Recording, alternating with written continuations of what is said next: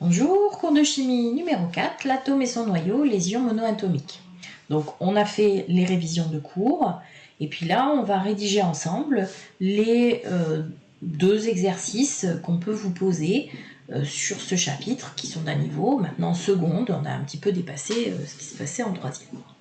Donc je lis, la masse petit m d'un noyau et la masse d'un nucléon M nucléon, sont reliés par la relation petit m environ égale à grand A fois la masse d'un nucléon. Alors, reformulez cette relation à l'aide d'une phrase. D'abord, il y a le environ égal qu'on va essayer d'expliquer. Pourquoi environ égal ? Tout simplement parce qu'on a dit que la masse d'un atome est environ égale à la masse de ses nucléons, puisque la masse des électrons est négligeable. Mais ça n'est que environ égal. Bon. Alors maintenant, on va regarder du point de vue mathématique ce que ça veut dire ça. En fait, on a une relation de proportionnalité entre la masse de notre atome et puis finalement le nombre de nucléons qui vont se trouver dans cet atome. Si je prends n'importe quel atome, je vais toujours avoir cette relation de proportionnalité. Donc on note la masse d'un atome est proportionnelle à son nombre de nucléons, son nombre de masses, grand A, et la constante, constante de proportionnalité, donc qui sera valable pour tous les atomes. Proportionnalité, il doit y avoir 2 n, voilà, et la masse d'un seul nucléon. Ça sera constant pour tous les atomes. Donc un petit peu de couleur là aussi, et hop, voilà.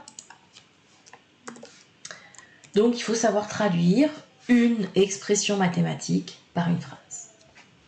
Maintenant, il faut savoir l'utiliser, cette relation mathématique. Calculer la masse d'un atome pour l'oxygène si grand A égale 16 et Z égale 8. Donc là, il ne faut pas se tromper. Il y a A, il y a Z, il faut prendre le bon. En gros, c'est juste ça. Donc, je reprends mon expression.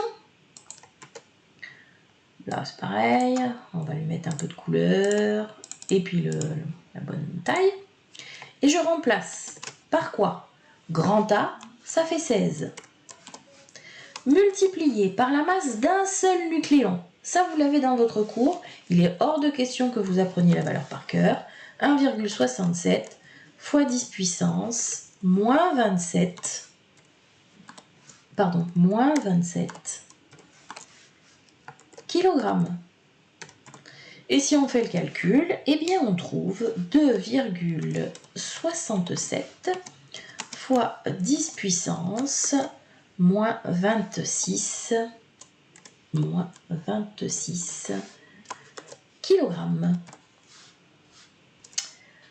Troisième question, c'est un peu l'inverse, cette fois. Pourquoi ça me fait ça ? Déterminer le nombre de nucléons d'un atome de carbone dont la masse vaut 2,00 fois 10 puissance moins 26 kg. Donc si je regarde mon expression initiale, on me demande de trouver le nombre de nucléons, donc de trouver grand A, sachant qu'on me fournit petit m. Il faut transformer cette expression et dire grand A égale. Et grand A va être égal à quoi ? À la masse de l'atome divisé par la masse d'un seul nucléon. On peut, même chose, remplacer 2,00 fois 10 puissance moins... Pardon, j'ai pas mis la puissance. 10 puissance moins 26. Que je divise par, et là je fais un peu ma feignante, 1,67 fois 10 puissance moins 27. Alors on n'oublie pas les parenthèses sur sa calculatrice, parce que sinon ça ne va pas marcher. Et ça fait 11,97 et puis je laisse plein point. Alors là on réfléchit un tout petit peu. Attention, Grand A, c'est un nombre de nucléons. Donc j'en ai pas 11,97, j'en ai forcément un nombre entier. Un entier, le plus proche, un entier, pardon, le plus proche, et ben c'est grand A égale 12. Voilà pour ce premier exercice. Donc reprenez-le, il n'y a pas de souci. Je vais aller chercher le deuxième que j'ai oublié de prendre. Et puis on va le traiter de la même manière. Alors entier, c'était pas bon. Entier, pardon. Hop. Hop. Donc on va le mettre de l'autre côté. Voilà. Deuxième exercice. Cette fois on ne travaille plus sur les masses, mais on va travailler sur les charges. Mais vous allez voir que finalement les raisonnements vont être les mêmes. La charge d'un noyau Q est proportionnelle au numéro atomique de l'atome considéré et le coefficient de proportionnalité est la charge électrique élémentaire. Vous voyez que je n'ai pas posé l'exercice tout à fait de la même façon, je l'ai posé vraiment dans l'autre sens. C'est-à-dire que tout à l'heure, je vous avais donné la formule et il fallait écrire une phrase. Et bien là, j'ai écrit la phrase et il va falloir donner la formule. Donc je relis. La charge Q d'un noyau, grand Q, est proportionnelle au numéro atomique. Donc je vais mettre une égalité. Proportionnelle au numéro atomique, grand Z, et le coefficient de proportionnalité, alors souvent on le met devant, donc on peut le mettre devant. C'est la charge électrique élémentaire, le fameux petit e qu'on a utilisé tout à l'heure. Donc, relation Q est égale à E fois Z. Elle est vraiment très similaire à celle qu'on a ici. D'accord?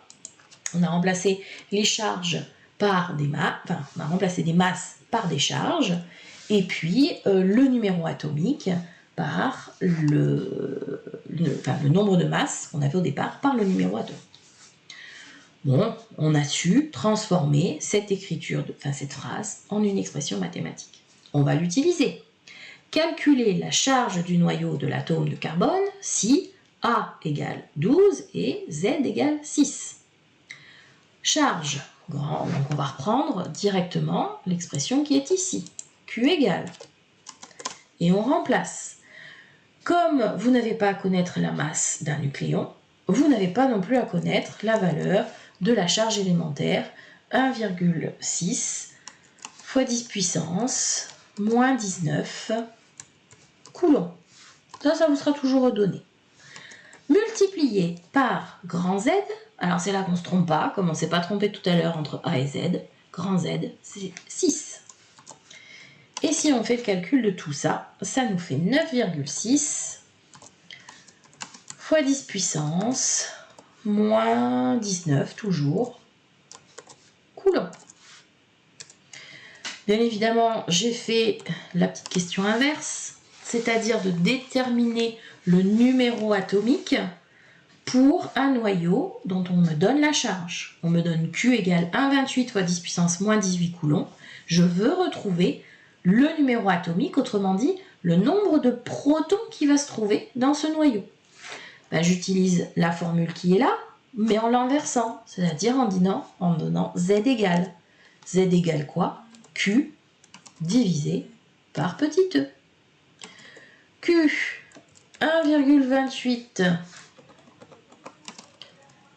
fois 10 puissance